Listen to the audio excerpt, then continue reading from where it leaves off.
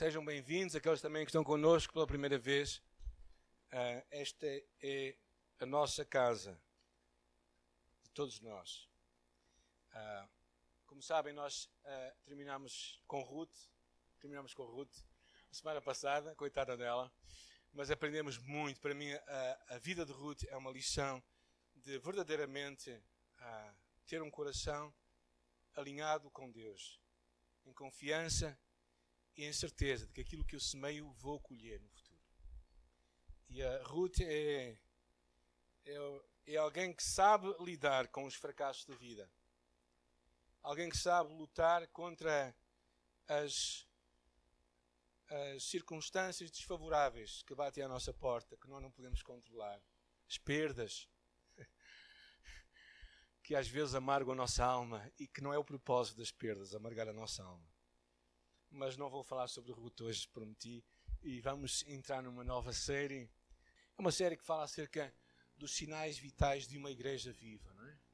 Marcas de uma igreja viva. Alguns dos pensamentos estão no livro do John Stott, que fala mesmo isso, sinais de uma igreja viva, e é parte dos seus pensamentos dele, que encontramos no livro de Atos e depois no livro de Coríntios. Mas também é parte do que Deus tem falado, posto no meu coração, em muitas alturas. Vamos fechar os nossos olhos, vamos falar com Deus. Senhor, nós precisamos de Ti, estamos convencidos que só Tu nos podes falar. Estamos convencidos que, se for as nossas ideias, os nossos pensamentos, eles ficarão perdidos e verdadeiramente não darão resultado. Mas se forem os Teus pensamentos, se forem as Tuas ideias, se for o Teu Espírito a regar em nossa vida e nós criarmos em nosso coração espaço para que o Teu Espírito Santo faça crescer a semente, nós veremos muito mais de Deus. E é isso que eu oro nesta manhã, que em nós haja um terreno preparado. Haja um terreno preparado para receber a Tua palavra, porque ela é poderosa. A semente é poderosa para frutificar em nós. E por isso pedimos isso para a glória do Teu nome. Amém. Amém. Quando Cristo nos chamou, na verdade, o propósito de Deus não é salvar pessoas e fazer que elas vivam isoladas. Realmente Deus propôs-se em criar uma comunidade de pessoas, um povo. Esse é o propósito de Deus, desde o Velho Testamento até ao Novo Testamento, até à vinda do Senhor Jesus Cristo. Não é? E por isso o nosso propósito é tentar descobrir qual é a comunidade que Cristo verdadeiramente quer formar. Por isso, Ele planeou, a Bíblia fala em Efésios que Ele planeou a igreja, que é a sabedoria de Deus, antes da fundação do mundo.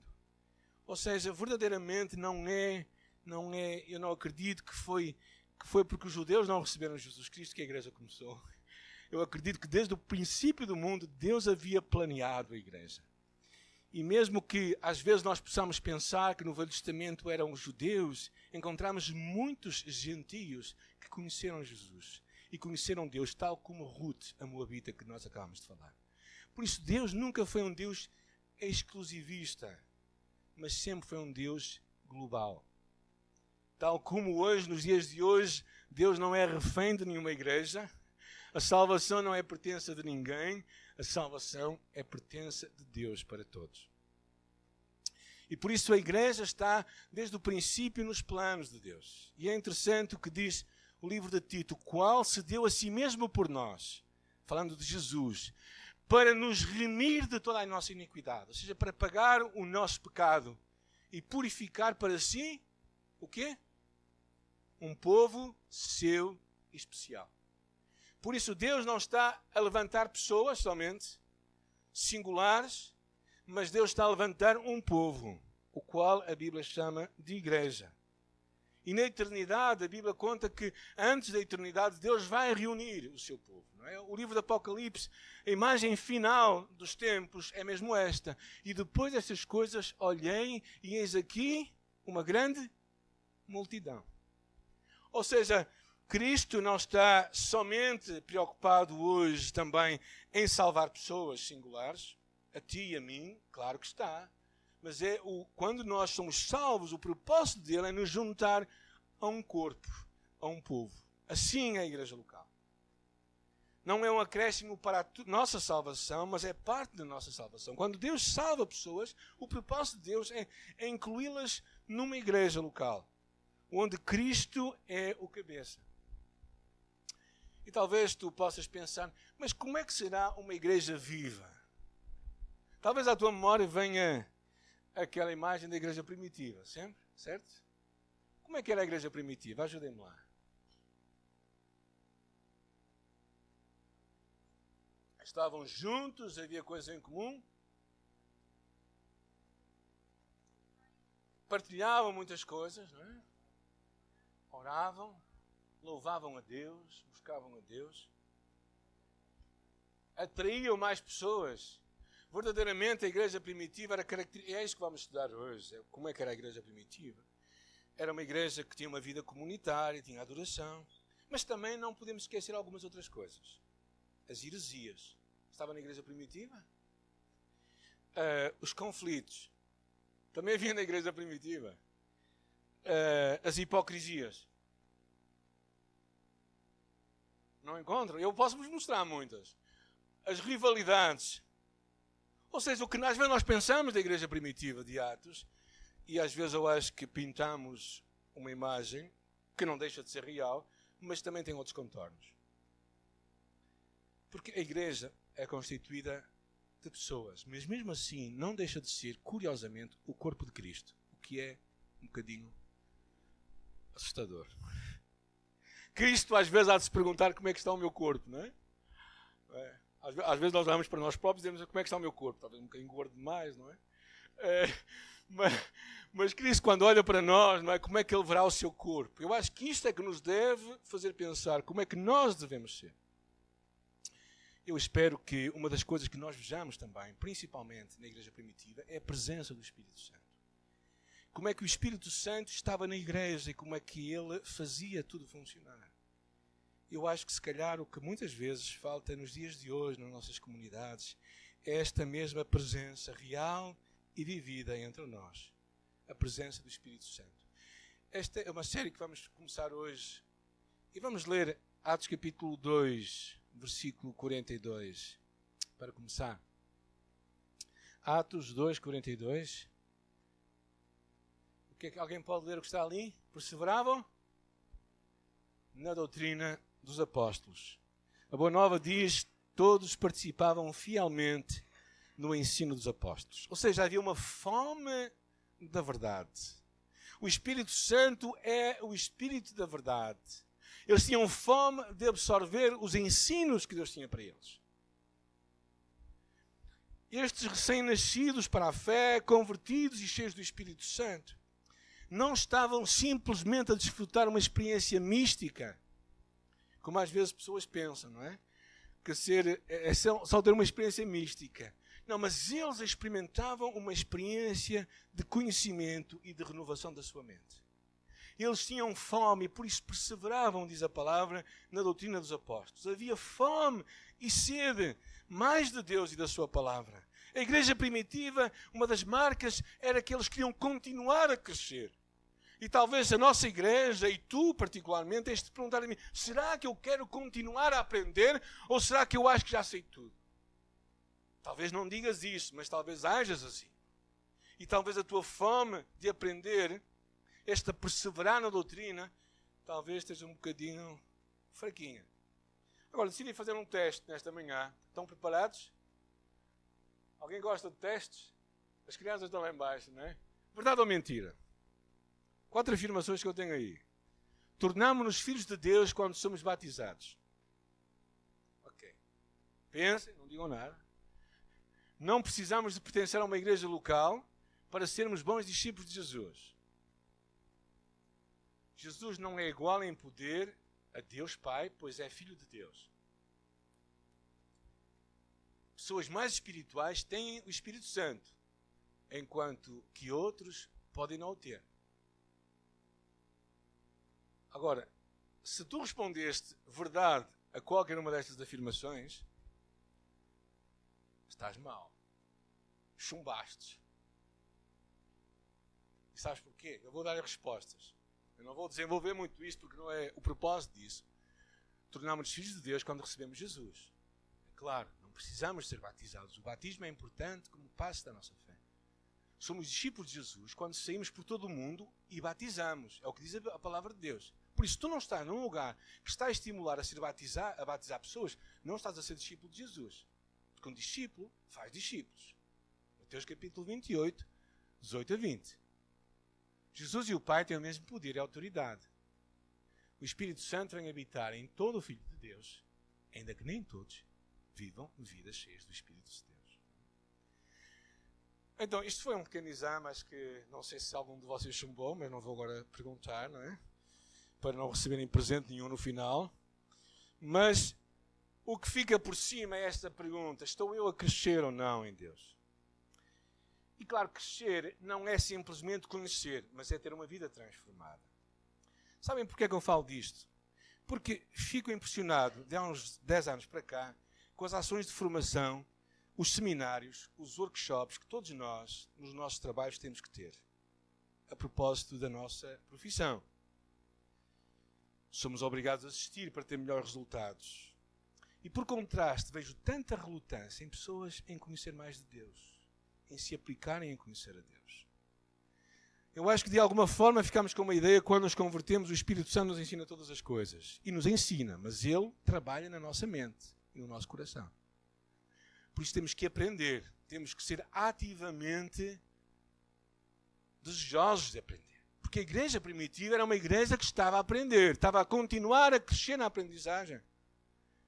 Uma igreja cheia do Espírito é uma igreja bíblica, uma igreja apostólica, uma igreja em que se ensina a Escritura, em que os pais ensinam os filhos, em que os membros leem e refletem na Bíblia, em que a igreja ensina e desenvolve formas de ajudar as pessoas a crescer na sua fé. Por isso é que nós oferecemos cursos como estes, por isso é que oferecemos cursos como Liberdade em Cristo, Curso de Graça e muitas outras ferramentas, a ferramenta de finanças.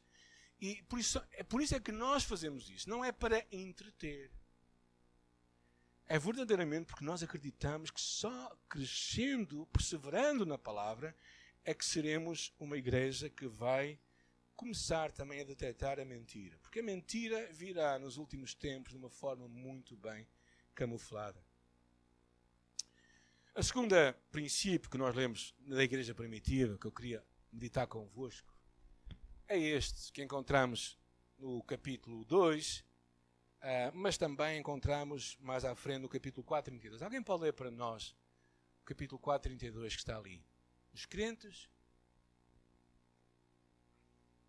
É interessante este versículo, não é? Eu ouvi algumas palavras vossas de termos tudo em comum e tal. Será que isto é comunismo? Porque sabem que o comunismo foi buscar as suas raízes ao cristianismo, só que lhe tirou Cristo. E quando nós tiramos Cristo, tiramos o coração das coisas, não é? A Bíblia fala muito disto, é curioso, não é? Nós lemos vários relatos no Novo Testamento, naquela início da igreja, que pessoas vendiam propriedades e tinham tudo em comum. E talvez, eu lembro quando tinha os meus 15 anos, o meu patrão era um católico. E naquela altura eu estava a ler o livro de Atos e fiquei fascinado com essa ideia. Como seria uma comunidade no qual as pessoas vendem tudo e têm tudo em comum? Não sei se alguém está disposto a entrar nessa comunidade. Bem, eu penso, em parte, há aqui um princípio que eu quero destacar. É o princípio da generosidade. Primeiro vemos no Novo Testamento, e mesmo no livro de Atos, que ninguém era obrigado a nada. Por isso havia pessoas que faziam e havia outros que não faziam. Havia uns que vendiam, havia outros que não vendiam. Também vemos que as reuniões davam-se aonde? No templo e nas casas de quem? Das pessoas que as tinham. Por isso, havia pessoas com propriedade privada. Ou seja, a ideia não era necessariamente como se calhar nós pensámos: isso é tão lírico, é tão ideal, que nenhum de nós vai viver, não é? Claro que há comunidades que tentam fazer isso. Há comunidades que tentam viver esta realidade. Mas eu acho que o que se destaca claramente era a importância de sermos generosos, de partilharmos. Eu acho que hoje vivemos tempos assim, particularmente porque há uma grande confusão, eu acho, na nossa mente acerca do que é que nós esperamos da igreja. Estou a ler um livro de um consultor de igrejas, no qual ele destaca um fator que muitas vezes as pessoas hoje estão a buscar nas igrejas. As igrejas, para muita gente, são lugares de consumo, são lugares tipo um shopping, onde nós vamos buscar aquilo que nós precisamos. Pode ser a educação dos nossos filhos, pode ser ter um tempo assim mais descansado, pode ser ouvir uma boa mensagem e pagar-se pouco por ela, não é? Melhor do que ir ao médico. Mas as pessoas vão à procura de alguma coisa e confundimos a comunidade ao consumismo. Eu acho que era isto que a igreja primitiva tinha. Ela valorizava a comunidade, sermos uma comunidade e não sermos simplesmente um lugar de consumo. E qual é a diferença entre comunidade e consumismo? Muito sumariamente. A comunidade fala no nós, o nosso bem. O consumismo pensa no meu bem, eu.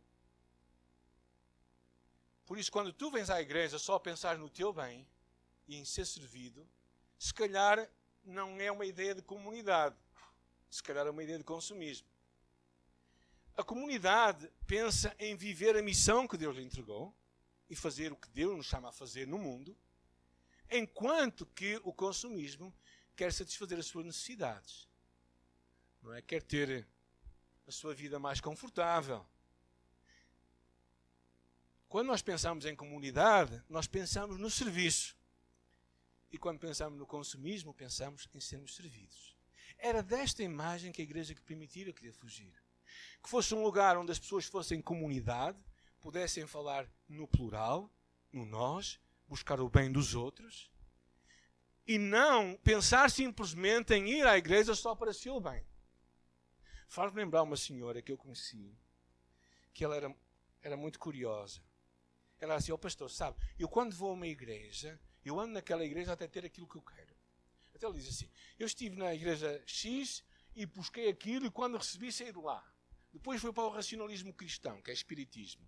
Estive lá até ser curada dali e pronto. E depois fui à procura de outro lugar." Então, este é o tipo de pessoas que vão à procura, atrás de alguma coisa, certo? Para quê? Para ser servida. Não é a ideia de Jesus. Não era a ideia da igreja primitiva. Às vezes nós pensamos que, esquecemos, acho que somos muito crianças, pensamos que a igreja... sabem como é que funcionam os multibancos? Alguém sabe como é que funciona o multibanco? Temos aqui um homem aqui do banco, não é? Como é que funciona o multibanco? Tu tiras de lá o que é que tu colocaste lá. Não necessariamente naquele, mas o que tu tens. Há muita gente que quer chegar à igreja e quer tirar coisas, mas não contribui nada para lá. Esta é a ideia do consumismo. E é isto que muitas vezes a religião de hoje, entre os evangélicos também, está a produzir. Gente que quer consumir a fé. Mas não é esta a visão de Deus. Jesus disse: "Nisto conhecerão que sois meus discípulos." O que é que diz ali? Se nos amarmos uns aos outros. Amar é deixarmos-nos incomodar pelo sofrimento alheio. Por isso é que nós apoiamos mais de 30 famílias. É porque nos incomodamos com as pessoas. Não podemos ficar parados e não amar, não deixar de amar. Esta é uma ideia muito interessante, não é? A ideia, o versículo 44 e 45 do capítulo 2 diz assim: "E todos que criam estavam juntos e tinham tudo em comum. Vendiam as suas propriedades e bens e repartiram com tudo segundo cada um havia mistério." Este espírito de generosidade que havia. Oferta era voluntária. Oferta era dada. É curioso que Jesus, a alguns dos seus discípulos, pediu tudo. Lembram-se? Por exemplo, o jovem rico, o que é que Jesus disse? "Vai e vende tudo o que tens." O que é que ele fez vamos pensar num outro homem, que era aquele publicano, Zaqueu. O que é que Jesus fez com Zaqueu? O que é que Jesus pediu a Zaqueu? Na verdade, nada. Mas Zaqueu não deu tudo, pois não? Ele diz que deu metade, eu não sei quanto é que seria metade, e diz que devolveu 4 vezes mais daquilo que tinha roubado. Eu não sei quanto é que isso correspondeu. Mas o que eu quero mostrar é que Jesus não pede tudo a toda a gente. Houve algumas pessoas que deram tudo. Francisco de Assis, Madre Teresa de Calcutá, Charles Studd. Pessoas que perceberam que tinham que entregar tudo. Tudo.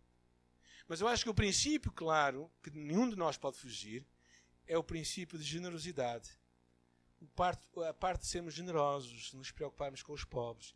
Curiosamente, a Igreja, em Atos capítulo 6, já tinha uma obra social que estava ali a organizar. Se vocês vão ver em Atos capítulo 6, já havia uma obra social a acontecer ali. Porquê? Porque eles perceberam que não podiam ser Igreja e fechar os olhos às necessidades das pessoas. E eu acredito isto do fundo da minha alma. Nós não podemos ser uma Igreja e fechar o nosso coração às pessoas. Independentemente se elas são cristãs ou não, se elas se vão converter, se não vão. Nós somos chamados a nos amar mutuamente como aqueles cristãos faziam. E este segundo princípio é muito interessante, esta importância de sermos generosos, de sermos comunidade. Eu fico muito impressionado por os gestos de amor que às vezes acontecem. Nós no passado tivemos no nosso meio, há uns 15 anos atrás, uma pessoa que tinha muito dinheiro. Trabalhava, ganhava muito dinheiro. Ele dava muito dinheiro à igreja. Até que ficou desempregado. E ficou desempregado por vários anos. Foi uma altura em que o pessoal, os programadores ficaram sem trabalho. Não é o que acontece hoje. Eles podem encontrar muito trabalho. Mas naquela altura os programadores ficaram sem trabalho. E esse homem também ficou sem trabalho. E ele vivia vida muito simples, não é? E uma das coisas que eu mais fiquei comovido foi quando nós, como igreja pequena, conseguimos levantar uma oferta e lhe entregar a ele. E lembro-me muito bem como ele a recebeu. Para mim isso é ser igreja. É conseguires dar e conseguir receber. E perceber que... Eu achei tão interessante porque aquela pessoa realmente era uma pessoa muito simples, muito generosa. E quando ele recebeu, ele percebeu realmente que nós éramos uma comunidade. E de vez em quando ouço coisas que Deus vai fazendo através de pessoas. Porque comunidade é tu conseguires pensar além do teu círculo de amigos e de família carnal e vês longe. Isso é comunidade. O que encontramos também na igreja primitiva, o terceiro fator, o que é que diz ali? Adora com alegria e reverência. Diz assim, perseveravam unânimes todos os dias no templo e partiam o pão em casa, comiam juntos com alegria e singeleza de coração. Adorar a Deus não era simplesmente algo que acontecia nos cultos, era algo que fazia parte da vida deles. O Salmo diz, cantem glórias e louvem o Senhor desde o nascer até ao pôr do sol. Quando falo cantar glórias, eu não acho que é necessariamente cantar, mas é anunciar o que Deus faz. Porque há pessoas que não devem cantar quando estão com outros. Porque senão os outros vão ficar um bocado, se calhar, perturbados, não é? Só no chuveiro tudo é permitido, está bem? No chuveiro todos podem cantar, mas se calhar noutros lados. Mas eu acho que o que está por detrás é esta ideia de nós adorarmos a Deus, conhecermos a Deus e perceber que realmente a adoração faz parte da nossa vida. Adorar é ter uma experiência com Deus. E é interessante que eu acho que a adoração naquela altura, claro, era formal e informal, mas havia aqui, é interessante, estavam com alegria. Por isso havia gozo. Não era um funeral todas as vezes que se juntavam. Não é? As igrejas podem... Eu acho que às vezes confundimos a reverência com funerais, está bem? Pronto. Mas também vou falar depois de outra coisa, que eu acho também que está implícito ali. Ou seja, algumas reuniões de adoração parecem mais funerais. Ninguém ri porque é mau um crente rir, se calhar. Ninguém diz nada. Na verdade, eu temo que alguns lugares são tão difíceis de atrair descrentes que, quando eles vão a primeira vez, nunca mais lá voltam, porque já fizeram um enterro.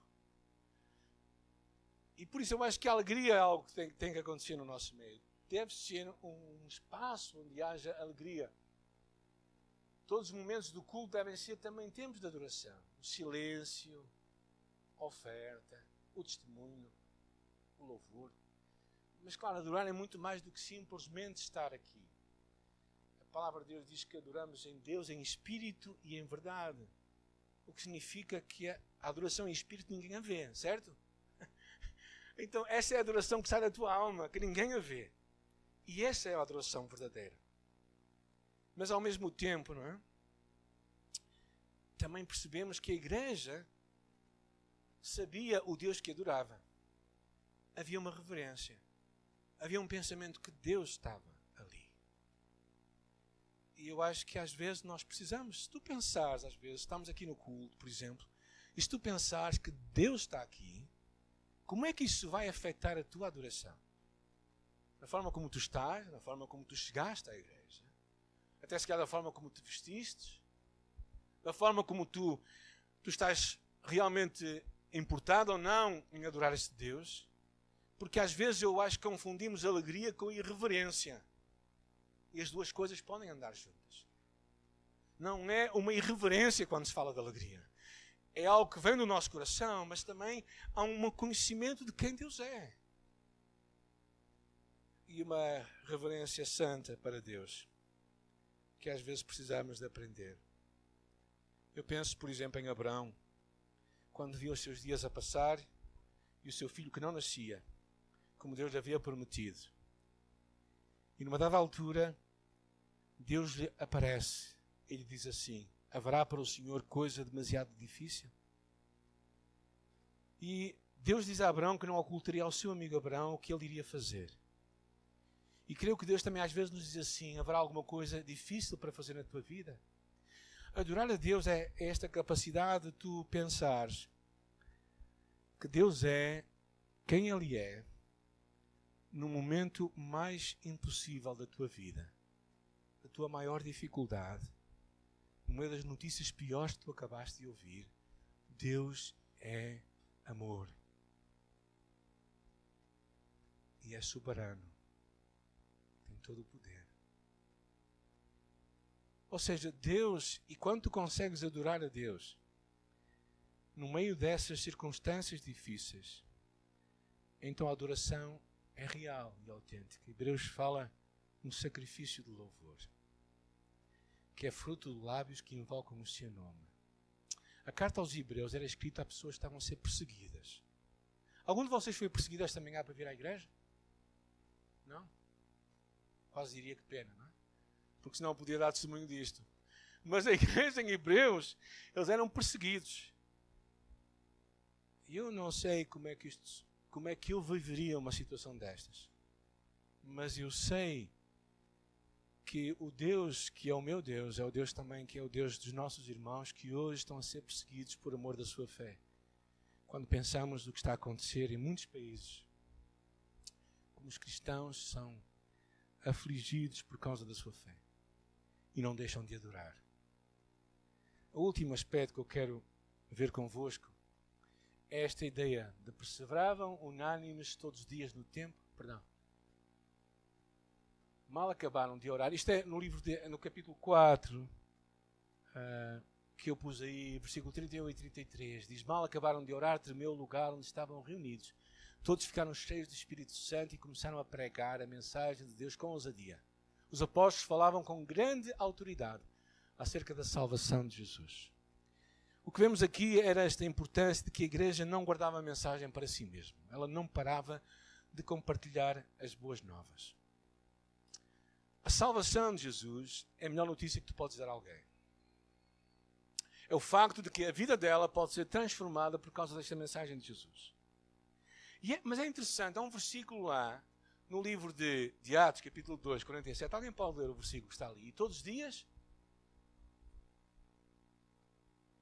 Ok.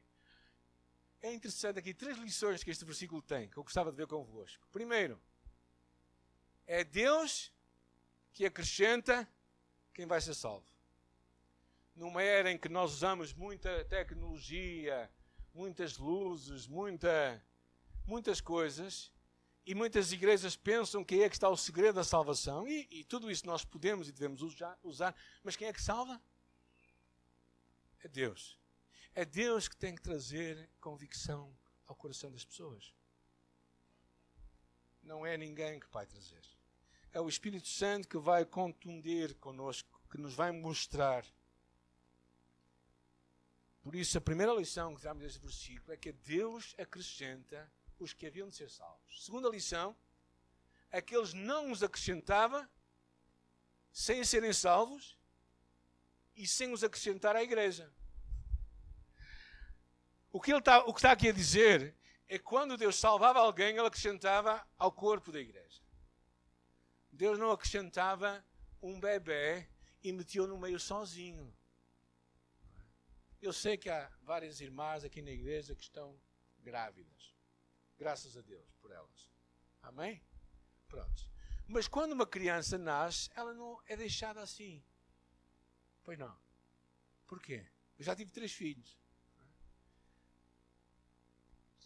E tivemos 2 netos agora. Vamos ter mais, não vamos? Acho que sim. Minha esposa diz que sim. Mas nós não temos nada a ver com isso. Os outros é que têm que ver, não é? Mas o que quero dizer é, quando uma criança nasce, ela tem que ser parte de uma família. Tem que ser cuidada. E quando uma criança na fé nasce, ela tem que ser parte de uma família. Porque se não for cuidada, ela vai ser perdida.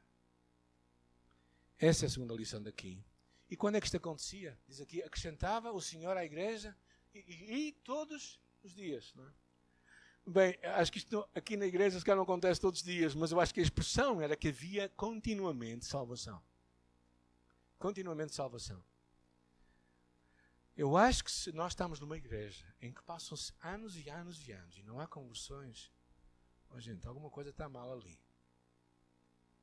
Ou lá o lugar onde a gravidez acontece não está bem preparado, qualquer coisa assim, não é?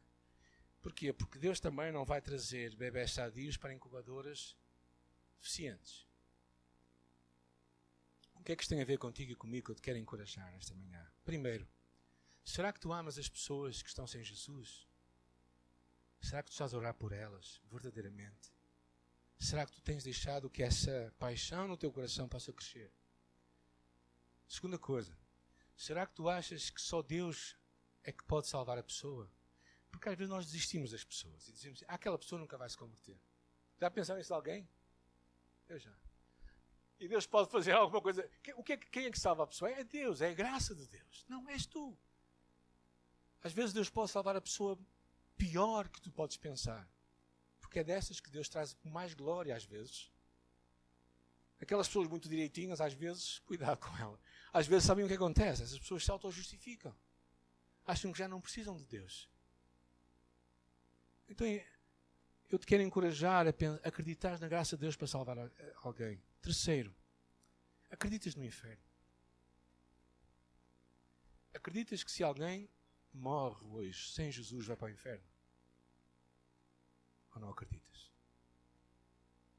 Eu acho, sinceramente, que na prática nós não acreditamos. Porque se acreditássemos, se calhar, isso ia muito mais mexer connosco. Íamos começar a orar de uma forma diferente, importarmos mais e Deus ia acrescentar mais pessoas. Eu quero terminar para tu perceberes como é que a igreja basicamente era um espaço onde as relações eram renovadas, eram transformadas. Ou seja, havia relações diferentes com os líderes da igreja porque as pessoas continuavam a aprender. A igreja percebia que nós nunca vamos chegar a um patamar em que nós não vamos descobrir mais coisas novas. Ontem estava aqui, fui convidado à última da hora e bem convidado para um almoço aqui com o pessoal do Seja Obreiro, não é? E a Charlotte estava a compartilhar que o mal de muita gente é que tem algo dentro do seu coração, mas não percebem que é fome de conhecer a Deus. Porque o Espírito Santo traz isso à nossa vida. Há muitos de nós que deixamos de aprender. Deixamos de conhecer mais a Deus. houve uma altura em que Deus me deu um estalo muito grande. Sabem porquê? Porque houve uma altura em que eu achava que eu pregava muito bem. E comecei a deixar-me a preparar como devia ser. E Deus mesmo tirou-me o tapete numa dada altura. Ele tirou-me o tapete e diz assim, olha, se tu pensas que és espertinho, e se tu achas que consegues fazer as coisas sem mim, eu vou tirar o tapete. E eu vou te humilhar aí, à frente de toda a gente. E eu percebi que o facto de Deus nos dar a sua palavra, nos dar o Espírito Santo, deve nos fazer desejar aprender mais e conhecer mais a Deus. E crescer no conhecimento. A segunda coisa é que havia relações diferentes entre as pessoas. Havia comunhão. As pessoas percebiam que eles eram comunidade, eram família. Preocupavam-se com os outros. As pessoas não entravam e saíam da igreja sem ninguém as cumprimentar, sem ninguém se importar com elas. As pessoas não entravam a chorar e ninguém afastava-se porque não queria falar com aquela pessoa. E não sei se tu és como eu, mas há pessoas que eu não gosto tanto quanto outras. Alguém é igual a mim? Eu sou assim. O meu filho levantou logo a mão. Isso é de gênero já. Às vezes há pessoas... Mas quando nós falamos em sermos comunhão, é sermos a mesma família. Até na família nós nos damos melhor uns do que com outros ou não? Os vossos irmãos, vocês não se dão melhor uns com os outros? Aqueles que são só os irmãos, paciência, tem que estar com eles. Aí esqueçam, não é? Mas quando nós temos mais para escolher, as nossas relações são diferenciadas. Mas viver em comunhão é nos importar. O terceiro princípio é a relação com Deus era diferente, porque havia uma adoração com alegria. Havia algo que vinha da sua alma. E a última delas é com o mundo. A igreja não é um refúgio somente. A igreja é uma escola de envio para abençoarmos as pessoas lá fora. Sabem o que é o mundo? É o lugar onde tu podes fazer missão. Onde eu posso fazer missão. Onde nós podemos partilhar a nossa fé. Onde nós podemos mostrar quem Cristo é em nós. No teu trabalho, na tua escola. É por isso que Deus te chama aqui. É para que tu lá fora faças uma diferença. A igreja primitiva era assim. Dizendo isto, quero dizer que ela não foi sempre assim. Ela teve momentos para a frente, momentos para trás. Tal como a nossa igreja tem.